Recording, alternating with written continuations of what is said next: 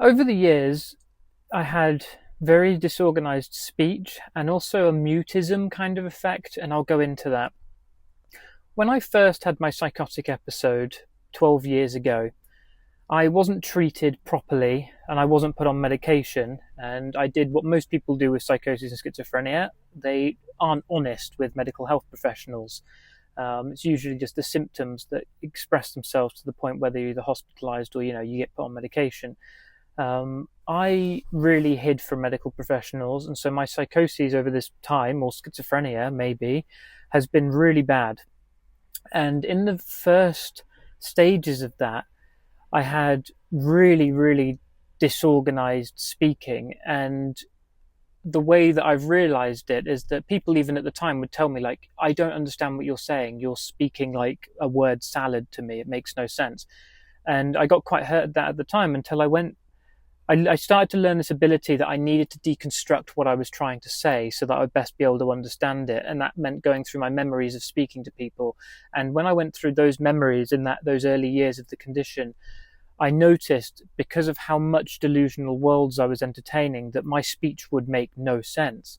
And often or not, I would use words and I would use concepts and I would speak through paranoia in ways that just completely did not make sense. And one example is someone might mention to me, well, you can't say great because great doesn't mean what you think it means. And I'd be like, well, you don't know what that means because here's this delusional thing that I've thought up about this messiah complex, or like, the CIA and all this stuff, all these delusions going through my mind.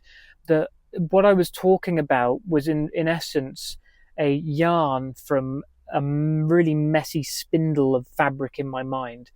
And so when I was talking to people, I would get quite negative reactions a lot.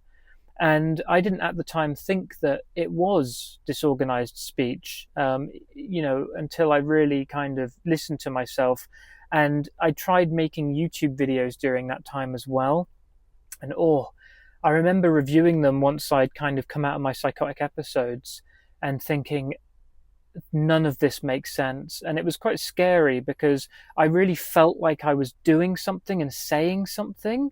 Like, it was so important that what I was trying to say, I was trying to say, but then rewatching it, it just wouldn't make sense. So what I would do is I would review it and review what I'd been saying and try to pick out the grains of truth in it and maybe try to attach words and meanings and sort of the spaghetti of what I was saying to bits that made sense to me.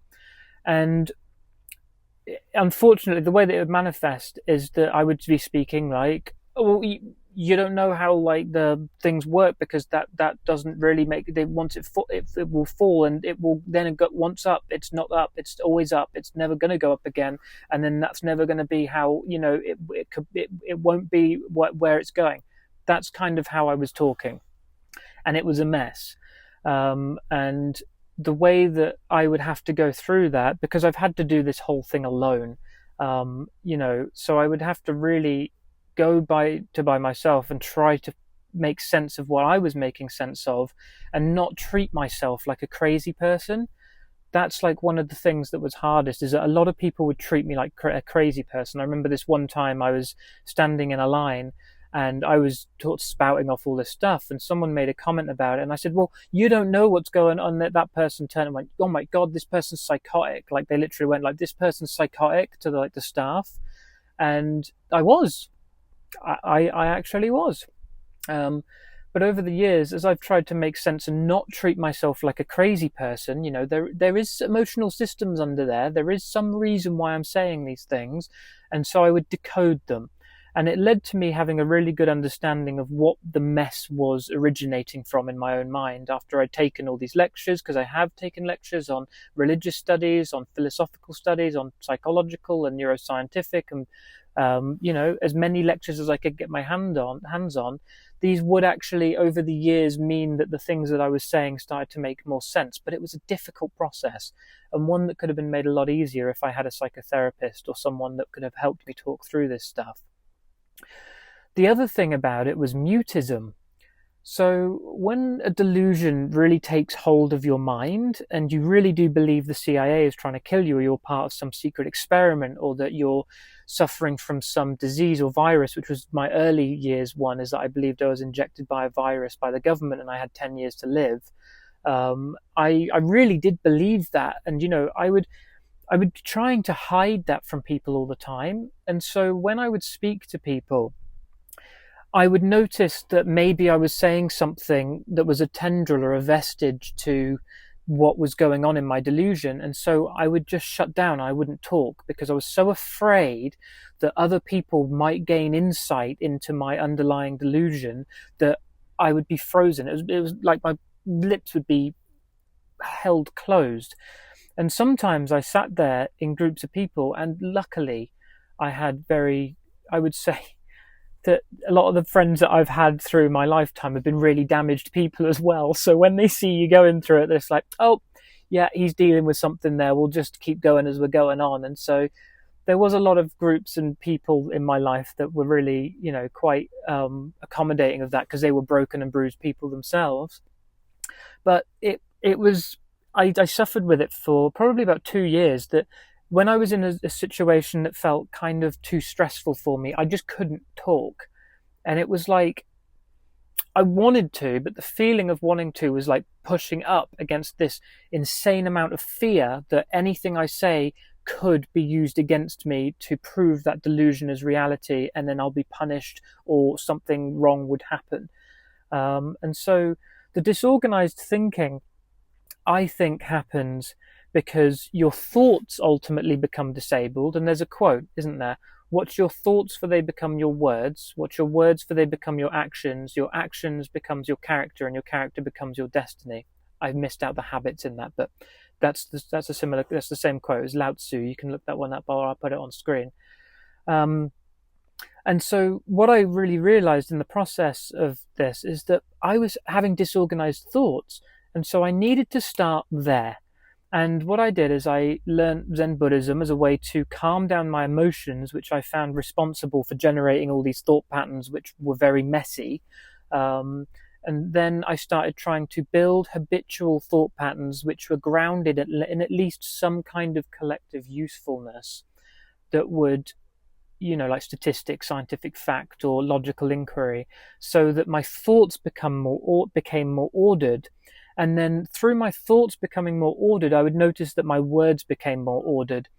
And that did there was a second level to that, because I would notice a lot of the time as well that the delusional experience and my, lack of desire to want to talk would also contribute to that. And there was a complex interplay that I needed to manage through that. The mutism ultimately faded when I became more confident in the things I was talking about. And when I started encouraging good habits of thought that were built upon the minds of other people that I trusted, intellectuals, academics, and leaders and great thinkers, the fear kind of started to dissipate, and it felt like I was standing on firm, concrete foundations when I spoke. And then the mutism kind of faded away with that, because even though this whole delusional world was going on, and it many times was, I knew that what I was speaking was concrete, and there was something to it, that even if it did implicate me in my own delusions, I would rather speak that truth than I would be quiet, if that makes sense. And that's another thing about how my identity kind of changed.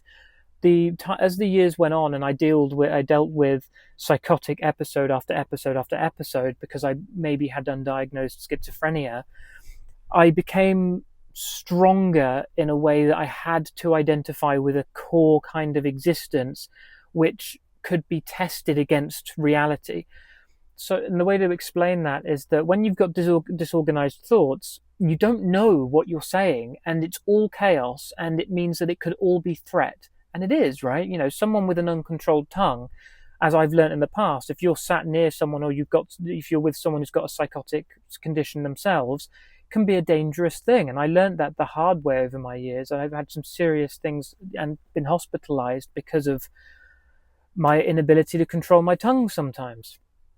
And so my identity had to change in order to be able to withstand the reality that I was in. And the way that I did that was by finding as many things that were concrete as possible so that I could stand in the face of an uncertain reality.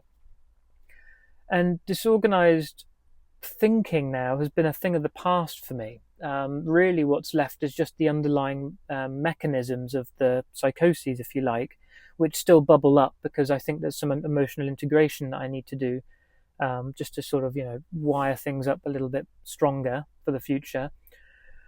But yeah, to conclude this video, disorganized speaking and disorganized thoughts and mutism was something that I suffered from in the very early stages of the condition. And I overcame it by having to focus upon ordering my thoughts as much as possible and learning to delineate between a thinking that was messy and a thinking that was properly constructed.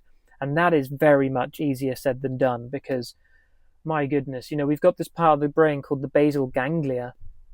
And they've now found in new studies that it's responsible for maintaining thought patterns.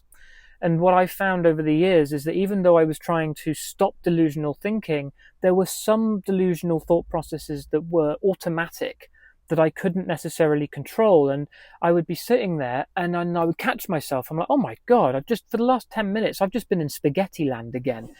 And that was really difficult to try and rein that back in. And then once I learned it was thought habits, I was like, okay, I really need to work on systematizing a form of architecture in my mind so that even when it thinks automatically, it's not getting drifted off into spaghetti land because for some reason I'm genetically predispositioned to doing that. And yeah, it worked. I got rid of the disorganized speaking. And I also didn't want to make YouTube videos back then because I was aware that I was not so aware, but I realized once I rewatched the videos that it was all disorganized mess. And so I waited over the years to make YouTube videos so that I didn't influence someone watching my videos in a negative direction and that I was founded upon at least some basis of reality myself. But yeah, that's my video on disorganized thinking, speech, and mutism. Have a good day.